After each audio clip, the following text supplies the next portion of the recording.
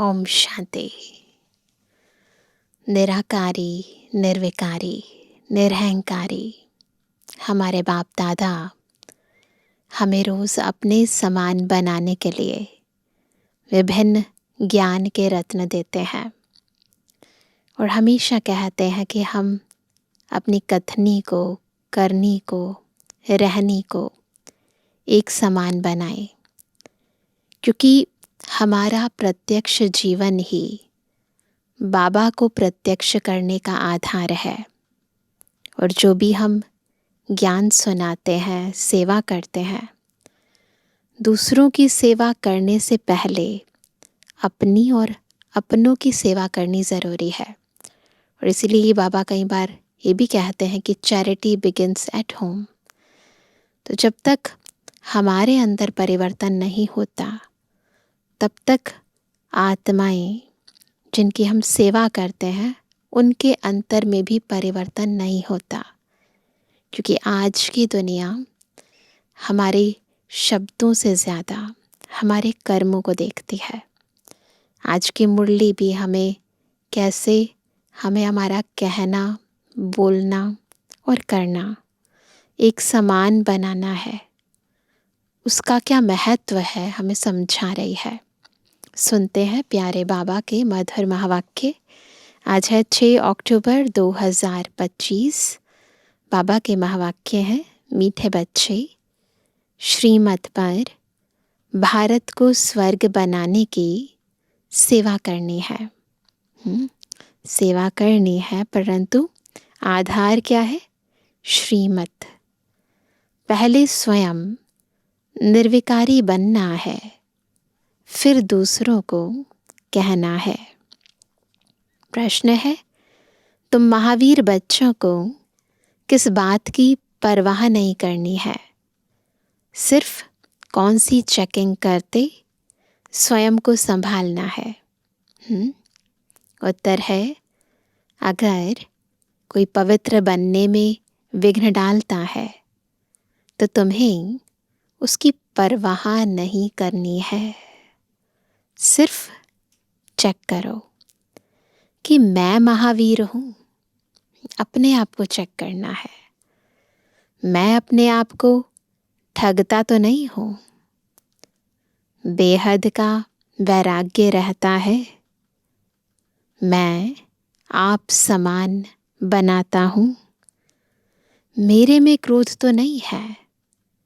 जो दूसरों को कहता हूँ वह खुद भी करता हूँ।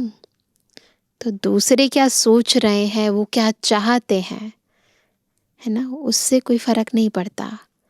लेकिन खुद अपने आप को अंदर से टटोलो, है ना।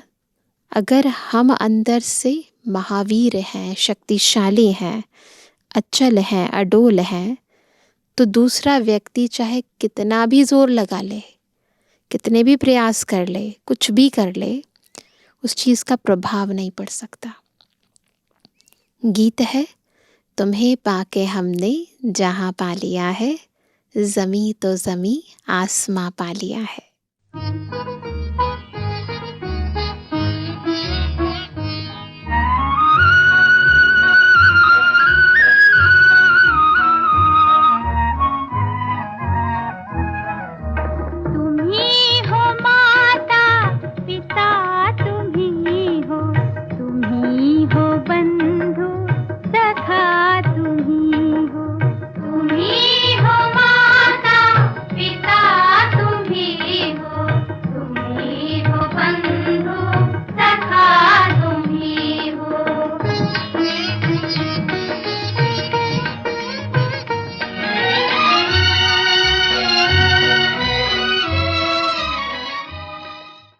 ओम शांति।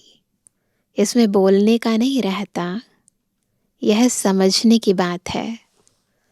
मीठे मीठे रूहानी बच्चे समझ रहे हैं कि हम फिर से देवता बन रहे हैं, संपूर्ण निर्विकारी बन रहे हैं।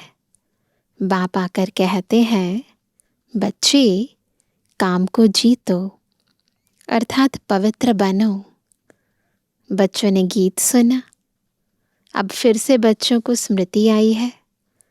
हम बेहद के बाप से बेहद का वर्षा लेते हैं जो कोई छीन ना सके। वहाँ दूसरा कोई छीनने वाला होता ही नहीं है। उसको कहा जाता है अद्वैत राज्य। फिर बाद में रावण राज्य दूसरे का होता है। सतयुग और त्रेता में अद्वैत राज्य होता है, एक धर्म, एक भाषा, एक राज्य। लेकिन द्वापर से द्वैत शुरू हो जाता है, रावण का राज्य शुरू हो जाता है। अभी तुम समझ रहे हो, समझाना भी ऐसे है। हम फिर से भारत को श्रीमत पर वॉइसलेस बना रहे हैं। ऊंच ते ऊंच भगवान तो सब कहेंगे, उनको ही बाप कहा जाता है। तो यह भी समझाना है, लिखना भी है। भारत जो संपूर्ण निर्विकारी स्वर्ग था, वह अब विकारी नरक बन गया है। फिर हम श्रीमत पर भारत को स्वर्ग बना रहे हैं। बाप जो बताते हैं उसको नोट कर, फिर उस पर विचार सागर मंथन कर लिखने में मदद करनी चाहिए। ऐसा क्या क्या लिखें जो मनुष्य समझे भारत बरोबर स्वर्ग था। रावण का राज्य था नहीं, बच्चों की बुद्धि में है। अभी हम भारतवासियों को बाप वॉइसलेस बना रहे हैं। पहले अपने को देखना है, हम निर्विकारी बने हैं। ईश्वर को मैं ठगता तो नहीं हूँ। बहुत गहराई से अंतर को चेक करना है, कहीं मैं भगवान को तो नहीं ठग रहा, है ना। ऐसे नहीं कि ईश्वर हमको देखता थोड़ी है ना। चीटिंग करने की आदत हो जाती है ना इंसान को। तो बाबा कहते हैं कि खुद को चेक करो, खुद का टीचर खुद बनो, है ना। तो चेक करना है कि हम भगवान को ठगते तो नहीं हैं, है ना। ऐसे नहीं कि ईश्वर हमको देखता थोड़ी है। तुम्हारे मुख से यह अक्षर निकल ना सके। तुम जानते हो पवित्र बनाने वाला पतित पावन एक ही बाप है। भारत वॉइसलेस था तो स्वर्ग था। यह देवताएं संपूर्ण निर्विकारी है ना।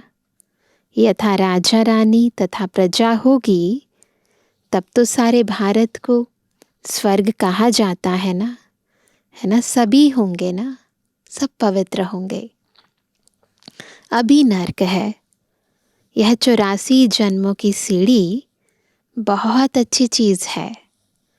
कोई अच्छा हो तो उनको सौगात भी दे सकते हैं, सीढ़ी का चित्र सौगात में दे सकते हैं। बड़े बड़े आदमियों को बड़ी सौगात मिलती है ना। तो तुम भी जो आते हैं उनको समझाकर ऐसी ऐसी सौगात दे सकते हो। चीज़ हमेशा देने के लिए तैयार रहती है। जो भी गिफ्ट्स होते हैं वो रेडी रहते हैं ना, ताकि अचानक से कोई आ जाए तो उसको दे सके। ऐसे नहीं कि आने के बाद हम रेडी करवा रहे हैं। तुम्हारे पास भी नॉलेज तैयार रहनी चाहिए। सीढ़ी में पूरा ज्ञान है।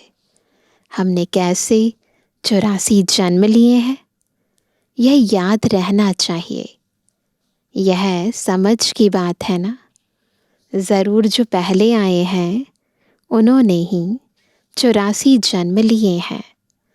बाप 84 जन्म बताकर फिर कहते हैं इनके बहुत जन्मों के अंत में साधारण तन में प्रवेश करता हूँ। फिर इनका नाम रखता हूँ ब्रह्मा। इन द्वारा ब्राह्मण रचता हूँ, नहीं तो ब्राह्मण कहाँ से लाऊं। ब्रह्मा का बाप कभी सुना है क्या? ज़रूर भगवान ही कहेंगे। भगवान ही ब्रह्मा का पिता होगा। ब्रह्मा और विष्णु को दिखाते हैं सूक्ष्म वतन में है। बाप तो कहते हैं मैं इनके 84 जन्मों के अंत में प्रवेश करता हूँ। एडॉप्ट किया जाता है तो नाम बदली किया जाता है। एडॉप्ट करते हैं ना तो नाम बदल देते हैं। सन्यास भी कराया जाता है। सन्यासी भी जब सन्यास करते हैं तो फौरन भूल नहीं जाते हैं, याद ज़रूर रहते हैं। ऐसा थोड़ी ना सन्यास किया तो पहले वाले ना उसी जन्म के अंदर जो पहले वाला हमारा टाइम था उसके बारे में हम भूल तो ना जाएंगे। तो यहाँ पर भी बाबा के बच्चे बनते हैं, ठीक है, नई धारणाएं हैं ना, बी के आगे लगा है, श्रीमत पर चल रहे हैं, रहना सहना खाना पीना बदल गया। परंतु ऐसा नहीं है कि इससे पहले वाला टाइम का जो समय था उस समय हमने जो कुछ किया ना उन्हें हम भूल गए हैं। नहीं, ऐसा नहीं है, याद रहता है। तुमको भी याद रहेगी, परंतु तुमको उनके लिए वैराग्य है, अटैचमेंट नहीं है। याद ज़रूर है, वैराग्य है, क्योंकि तुम जानते हो यह सब कब्र दाखिल होने हैं। तो ज्ञान से हमने अपने मन को मनाया है ना। समझ के आधार से हम अपने जीवन में इन धारणाओं को अपना रहे हैं। ऐसे नहीं कोई ज़बरदस्ती है या प्रेशर है, नहीं, अब समझ आ गया है टाइम कौन सा चल रहा है। तो बाबा कहते हैं इसलिए हम उनको याद क्यों करें? ज्ञान से सब कुछ समझना है अच्छी रीति। वह भी ज्ञान से ही घर बार छोड़ते हैं, सन्यासी लोग भी ना। उनसे पूछा जाए घर बार कैसे छोड़ा तो बताते नहीं। फिर उनको युक्ति से कहा जाता है आपको कैसे वैराग्य आया है? बात तो वही है, पूछने का ढंग थोड़ा अलग है। हमको सुनाओ तो हम भी ऐसा करें। तुम टेम्पटेशन देते हो कि पवित्र बनो, बाकी तुमको याद सब है, छोटेपन से लेकर सब बता सकते हो। बुद्धि में सारा ज्ञान है। कैसे यह सब ड्रामा के एक्टर्स हैं जो पार्ट बजाते आए हैं। अभी सबके कलयुग कर्म बंधन टूटने हैं, है ना। इस समय वो टाइम चल रहा है जो हमने कलयुग के अंदर, अभी तो संगम पर आ गए, परंतु कलयुग के अंदर रहकर जो हमने कार्मिक अकाउंट्स बना दिए हैं, कर्मों के बंधन जो बना दिए हैं, उनको तोड़ने का टाइम है। तो अभी सबके कलयुगी कर्म बंधन टूटने हैं। फिर जाएंगे शांति धाम, वहाँ से फिर सबका नया संबंध जुटेगा। बुद्धि जाए ऊपर फिर नीचे। समझाने की पॉइंट्स भी बाबा अच्छी अच्छी देते रहते हैं। यही भारतवासी आदि सनातन देवी देवता धर्म वाले थे तो वाइसलेस थे। फिर 84 जन्मों के बाद विशियस बने। अब फिर वाइसलेस बनना है, परंतु पुरुषार्थ कराने वाला चाहिए। अभी तुमको बाप ने बताया है। बाप कहते हैं तुम वही हो ना। बच्चे भी कहते हैं बाबा आप वही हैं। बाप कहते हैं कल्प पहले भी तुमको पढ़ाकर राज्य भाग्य दिया था। कल्प कल्प ऐसे करते रहेंगे। ड्रामा में जो कुछ हुआ, विघ्न पड़े फिर भी पड़ेंगे। जीवन में क्या क्या होता है याद तो रहता है ना। इनको तो सब याद है। ब्रह्मा बाबा की बात कर रहे हैं कि इनको तो सब याद है। बतलाते भी हैं गावड़े का छोरा था और वैकुंठ का मालिक बना, है ना। कैसे बाबा श्याम से सुंदर बने, पूरी जीवन यात्रा बाबा को याद है। वैकुंठ में गावड़ा कैसे होगा यह तुम अभी जानते हो। इस समय तुम्हारे लिए भी यह पुरानी दुनिया गावड़ा है ना। कहाँ वैकुंठ, कहाँ यह नर्क। दोनों के कंट्रास्ट को देखें तो ये तो बहुत पिछड़ा हुआ है, वो तो बहुत एडवांस्ड है। मनुष्य तो बड़े बड़े महल, बिल्डिंग आदि देख समझते हैं यही स्वर्ग है। बाप कहते हैं यह तो सब क्या है, मिट्टी पत्थर है, इनकी कोई वैल्यू नहीं। जब आप एक तरफ स्वर्ग को देखते हो, वहाँ के महलों को देखते हो, और दूसरी तरफ इस दुनिया को देखते हो तो क्या लगेगा, कहाँ तो स्वर्ग और कहाँ ये धूल मिट्टी। वैल्यू सबसे जास्ती हीरे की होती है। बाबा कहते हैं विचार करो, सतयुग में तुम्हारे सोने के महल कैसे थे, सोचो तो सही। वहाँ तो सब खानियाँ भरी होती हैं, ढेर का ढेर सोना होता है। तो बच्चों को कितनी खुशी होनी चाहिए। कोई समय मुरझाइश आती है तो बाबा ने समझाया है, क्या तरीका बताते हैं। कभी मूड ऑफ हो जाए तो क्या करेंगे, कई ऐसे रिकॉर्ड हैं। उस समय तो रिकॉर्ड्स होते थे ना, अभी तो प्लेइंग कर लो सॉन्ग, मोबाइल है हाथ में, तो कोई भी अच्छा सॉन्ग प्ले कर लो बाबा का और फिर आपका मूड चेंज हो जाएगा। तो कई ऐसे रिकॉर्ड हैं जो तुमको फौरन खुशी में ला देंगे। सारा ज्ञान बुद्धि में आ जाता है। समझते हो, बाबा हमको विश्व का मालिक बनाते हैं, वह कभी कोई छीन ना सके। आधा कल्प के लिए हम सुख धाम का मालिक बनते हैं। राजा का बच्चा समझता है हम इस हद की राजाई के वारिस हैं।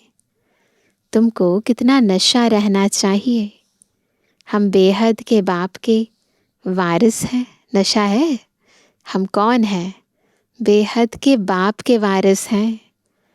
बाप स्वर्ग की स्थापना करते हैं, हम 21 जन्म के लिए वारिस बनते हैं। कितनी खुशी होनी चाहिए। जिसका वारिस बनते हैं उनको भी ज़रूर याद करना है। याद करने बगैर तो वारिस बन नहीं सकते। जिसके वारिस हैं ना, अगर उसी की याद नहीं है तो वारिस कैसे बनेंगे।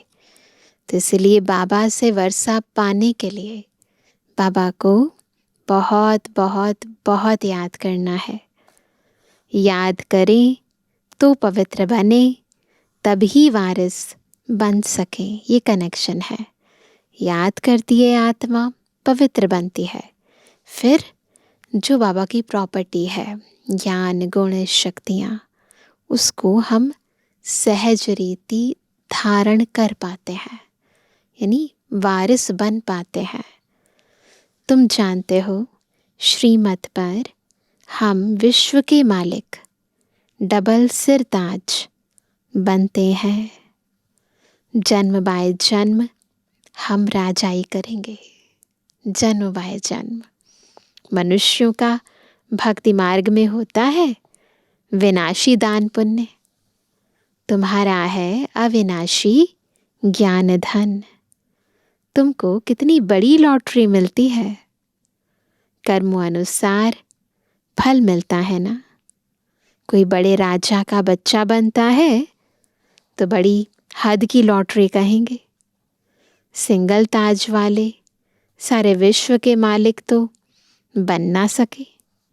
डबल ताज वाले विश्व के मालिक तुम बनते हो।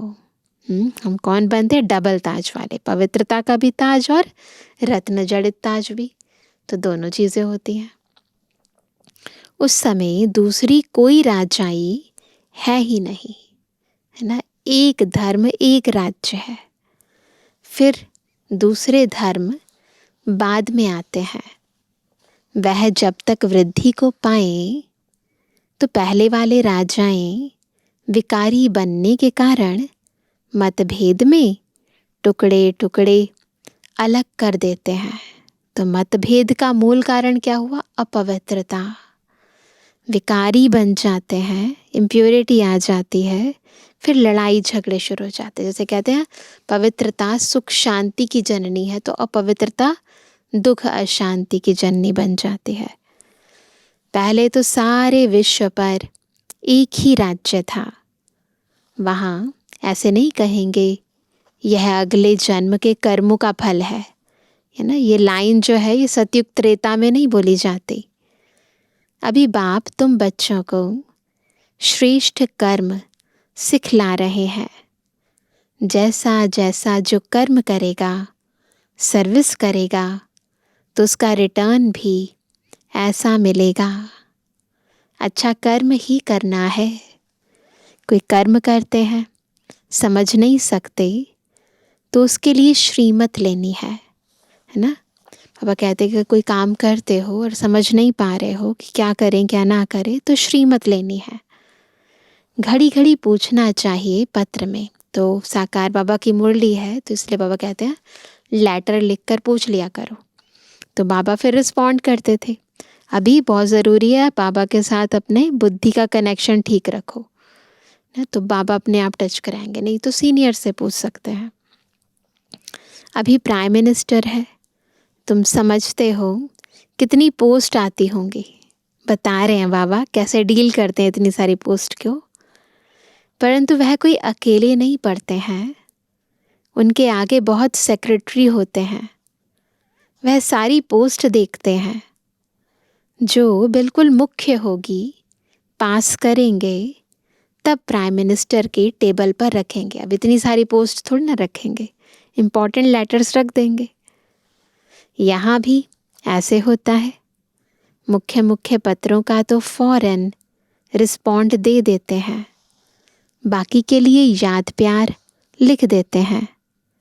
एक एक को अलग बैठ पत्र लिखें, यह तो हो ना सके, बड़ा मुश्किल है। बच्चों को कितनी खुशी होती है। किस बात की खुशी होती है? ओहो, आज बेहद के बाप की चिट्ठी आई है ना। पहले तो चिट्ठी होती थी ना, आजकल तो मोबाइल है, परंतु चिट्ठी वाले टाइम पर कितनी खुशी होती थी कि हाँ हमारा लेटर आया है। और सोचो बाबा ने लेटर भेजा है, तो कितनी खुशी होती होगी। शिव बाबा ब्रह्मा द्वारा रिस्पॉन्ड करते हैं, बच्चों को बड़ी खुशी होती है। सबसे जास्ती गदगद होती है, हाँ कौन होती है? बांधेलियाँ। ओहो, हम बंधन में हैं, बेहद का बाप हमको कैसे चिट्ठी लिखते हैं, नैनों पर रखती है ना। देखो बाबा ना ऐसे सामने नहीं है, परंतु सोचो बाबा कैसे अपने बच्चों को देखता है। अज्ञान काल में भी पति को परमात्मा समझने वालों को पति की चिट्ठी आती होगी तो उनको चुम्बन करेंगी, है ना। तुम्हारे में भी बाप दादा का पत्र देखकर कई बच्चों के एकदम रोमांच खड़े हो जाते हैं। अभी सोचने से ही रोमांच खड़े हो जाते हैं, प्रेम के आंसू आ जाते हैं। चुम्बन करेंगी, आँखों पर रखेंगी, बहुत प्रेम से पत्र पढ़ती हैं। बांधेलियाँ कोई कम है क्या? कोई कम नहीं है।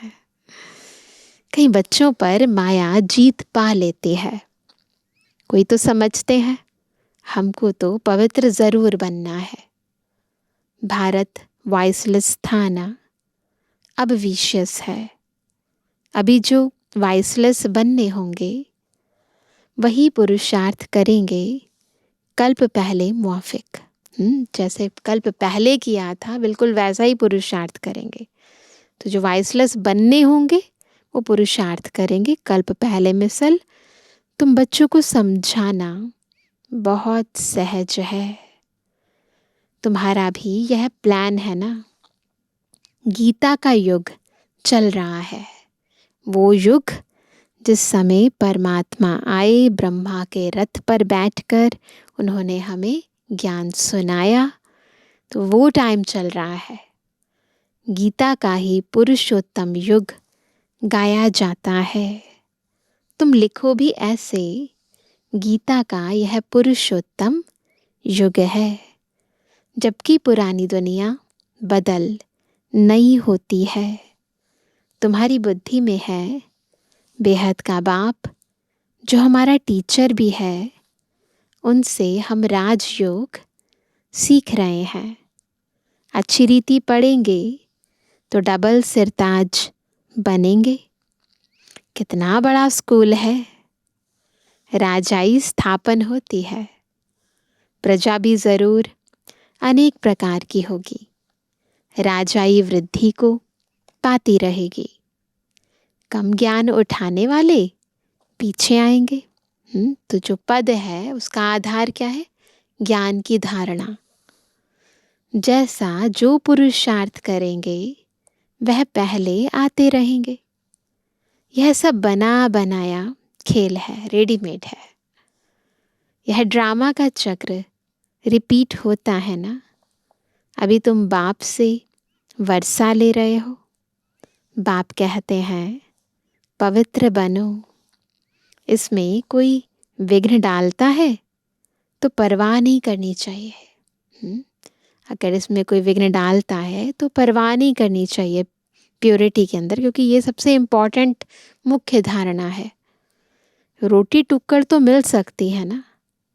बच्चों को पुरुषार्थ करना चाहिए तो याद रहेगी। बाबा भक्ति मार्ग का मिसाल बताते हैं। पूजा के टाइम बुद्धि योग बाहर में जाता था तो अपना कान पकड़ते थे। ब्रह्मा बाबा अपना एग्जाम्पल दे रहे हैं, अपना अनुभव बता रहे हैं। पूजा करता था, बुद्धि उधर जाती थी तो क्या करते थे बाबा? खुद ही अपने कान पकड़ते थे, चमाट लगाते थे। अब तो यह है ज्ञान, है ना। इसमें भी मुख्य बात है याद की। तो अगर याद करते हुए बुद्धि इधर उधर जाए तो खुद को सजा देनी चाहिए। तो बाबा कहते हैं याद ना रहे तो अपने को थप्पड़ मारना चाहिए, है ना। माया मेरे ऊपर जीत क्यों पाती? क्या मैं इतना कच्चा हूं? मुझे तो इन पर जीत पानी है। अपने आप को अच्छी रीति संभालना है। खुद ही खुद का टीचर बनो, खुद को डांटो। अपने से पूछो मैं इतना महावीर हूं? औरों को भी महावीर बनाने का पुरुषार्थ करना है। जितना बहुतों को आप समान बनाएंगे तो ऊंच दर्जा होगा।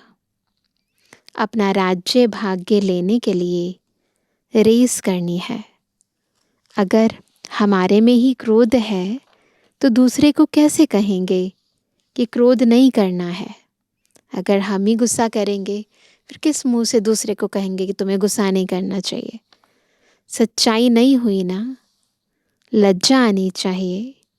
दूसरों को समझाएं और वह ऊंच बन जाए, हम नीचे ही रह जाएं। तो वही बात हुई ना, जो जिसको समझा रहा है टीचर वो तो आगे बढ़ गया और टीचर पीछे रह गया।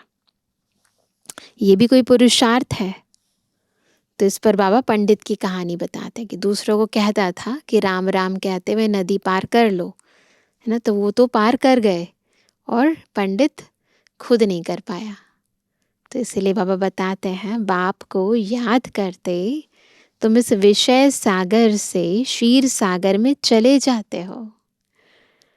बाकी यह सब मिसाल बाप बैठ समझाते हैं जो फिर भक्ति मार्ग में रिपीट करते हैं। बाबा भी समझाते हैं और भक्ति मार्ग में एग्जाम्पल्स बनाकर रिपीट करते हैं। भ्रामरी का भी मिसाल है। तुम ब्राह्मणिया हो ना, बीके, यह तो सच्चे सच्चे ब्राह्मण हुए। प्रजापिता ब्रह्मा कहाँ है? जरूर यहाँ होगा ना, वहाँ थोड़ी होगा। तुम बच्चों को बहुत होशियार बनना चाहिए। बाबा का प्लान है मनुष्य को देवता बनाने का। यह चित्र भी है समझाने के लिए। इनमें लिखत भी ऐसी होनी चाहिए। गीता के भगवान का यह प्लान है ना। हम ब्राह्मण हैं, चोटी। एक की बात थोड़ी होती है, एक ब्राह्मण की बात नहीं है। प्रजापिता ब्रह्मा तो चोटी ब्राह्मणों की हुई ना, टॉप मोस्ट या कहें टॉप नॉच ब्राह्मण। ब्रह्मा है ही ब्राह्मणों का बाप। इस समय बड़ा भारी कुटुंब यानी परिवार होगा ना, जो फिर तुम दैवी कुटुंब में आते हो, है ना। अभी हमारा ये ईश्वरीय कुटुंब है, इसके बाद फिर हम दैवी कुटुंब में जाएंगे। इस समय तुमको बहुत खुशी होती है क्योंकि लॉटरी मिलती है। तुम्हारा नाम बहुत है। क्या नाम है? वंदे मातरम। शिव की शक्ति सेना तुम हो ना। वह तो सब हैं झूठे, बहुत होने के कारण मूंछ पड़ते हैं। इसलिए राजधानी स्थापन करने में मेहनत लगती है। बाप कहते हैं यह ड्रामा बना हुआ है, इनमें मेरा भी पार्ट है। मैं हूँ सर्वशक्तिमान। मेरे को याद करने से तुम पवित्र बन जाते हो। सबसे जास्ती चुंबक है शिव बाबा, है ना। बाबा सबसे प्योर है ना, इसलिए अट्रैक्ट करता है। वही ऊंच ते ऊंच रहते हैं। अच्छा, मीठे मीठे के जवानी बच्चों पे जुबानी बाप दादा का दिल जान से को प्रेम से नंबरवार पुरुषार्थ संसार याद कर। रूहानी बच्चों की रूहानी बाप दादा को गुड मॉर्निंग, नमस्ते नमस्ते नमस्ते। धारणा के लिए मुख्य सार पहला, सदा इसी नशे व खुशी में रहना है कि हम 21 जन्मों के लिए बेहद बाबा के वारिस बने हैं। 21 जन्म के लिए बेहद बाबा के वारिस बने हैं। जिनके वारिस बने हैं उनको याद भी करना है और पवित्र भी ज़रूर बनना है। दूसरा, बाप जो श्रेष्ठ कर्म सिखला रहे हैं, बाप जो श्रेष्ठ कर्म सिखला रहे हैं वही कर्म करने हैं। श्रीमत लेते रहना है। वरदान है, स्थूल देश और शरीर की स्मृति से परे सूक्ष्म देश के वेशधारी भव, है ना। बाबा चाहते हैं कि अब हम बार बार क्या अभ्यास करें, अपने आप को फरिश्ते स्वरूप में अनुभव करें। सूक्ष्म तन में सूक्ष्म वेश पहनकर मैं आत्मा, सूक्ष्म शरीर का आभा मंडल लेकर मैं आत्मा बाबा के साथ मंगल मिलन मनाती रहूं और विचित्र अनुभवों से स्वयं को भरपूर करती रहूं। तो बाबा ने कहा जैसे आजकल की दुनिया में जैसा कर्तव्य वैसा वेश धारण कर लेते हैं, ऐसे आप भी जिस समय जैसा कर्म करना चाहते हो वैसा वेश धारण कर लो। अभी अभी साकार वतन में काम करना है तो बॉडी कॉन्शियसनेस में आ जाओ, बॉडी से कार्य लो। और अभी अभी आकारी, काम खत्म, चलो अपने सूक्ष्म शरीर में सूक्ष्म वतन। ऐसे बहुरूपी बन जाओ तो सर्व स्वरूपों के सुखों का अनुभव कर सकेंगे। तो अभी अभी साकारी, अभी अभी आकारी, अभी अभी निराकारी, हर जगह का अनुभव ले लो। यह अपना ही स्वरूप है। दूसरे के वस्त्र फिट हों या ना हो, लेकिन अपने वस्त्र सहज ही धारण कर सकते हो। ये अपने वस्त्र हैं, इसे स्वीकार करो, है ना। अभी अभी मैं साकार स्वरूप में, अभी अभी मैं आकारी स्वरूप में, अभी अभी निराकारी बन जाओ। तो ये सारे हमारे ही स्वरूप हैं, है तो सहज है हमारे लिए। तो अपने कपड़े पहनना ये तो इजी होता है ना। तो इसलिए बाबा ने कहा कि दूसरे के वस्त्र फिट हो या ना हो, लेकिन अपने वस्त्र सहज ही धारण कर सकते हो। इसलिए इस वरदान को प्रैक्टिकल अभ्यास में लाओ तो अव्यक्त मिलन के विचित्र अनुभव कर सकेंगे। स्लोगन है, सबका आदर करने वाले ही आदर्श बन सकते हैं। सम्मान दो तब सम्मान मिलेगा। तो सबका आदर करने वाले ही आदर्श बन सकते हैं। सम्मान देंगे तो सम्मान मिलेगा। आज का अव्यक्त इशारा, स्वयं और सर्व के प्रति मनसा द्वारा योग की शक्तियों का प्रयोग करो। जैसे अपने स्थूल कार्य के प्रोग्राम को दिनचर्या प्रमाण सेट करते हो, ऐसे अपनी मनसा समर्थ स्थिति का प्रोग्राम सेट करो तो कभी अपसेट नहीं होंगे। जितना अपने मन को समर्थ संकल्पों में बिजी रखेंगे तो मन को अपसेट होने का समय ही नहीं मिलेगा। मन सदा सेट अर्थात एकाग्र है तो स्वतः अच्छे वाइब्रेशन फैलते हैं, सेवा होती है। इसलिए मन को बिजी रखो, उसका भी चार्ट बनाओ, है ना। मन बिजी रहेगा, अच्छे वाइब्रेशंस आएंगे, अच्छी सेवा होगी। अच्छा, ओम शांति।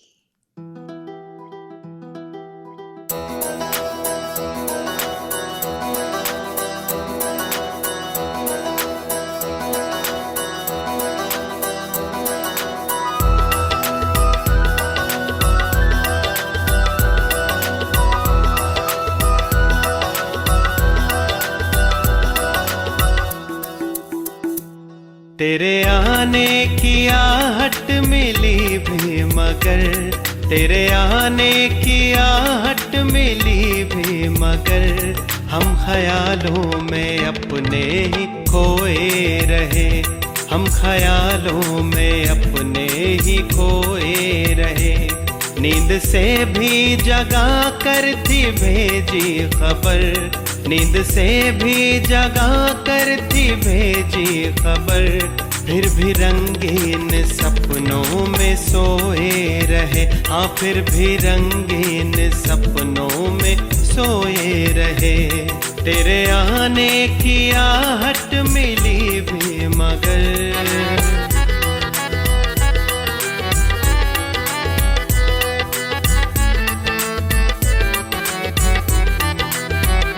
जिंदगी के सफर में थी दुश्वारियाँ, जिंदगी के सफर में थी दुश्वारियाँ, मुश्किलें और ज़माने की लाचारियाँ, मुश्किलें और ज़माने की लाचारियाँ, जानकारी से हासिल थी नादानियाँ, जानकारी से हासिल थी नादानियाँ, वो करा ना सकी तुमसे नज़दीकियाँ, वो करा ना सके तुमसे नज़दीकियाँ। तुम हो बेहद के बाबा सभी के मगर, तुम हो बेहद के बाबा सभी के मगर, हम तो हद के ही रिश्तों को ढोते रहे, हम तो हद के ही रिश्तों को ढोते रहे। तेरे आने की आहट मिली भी मगर,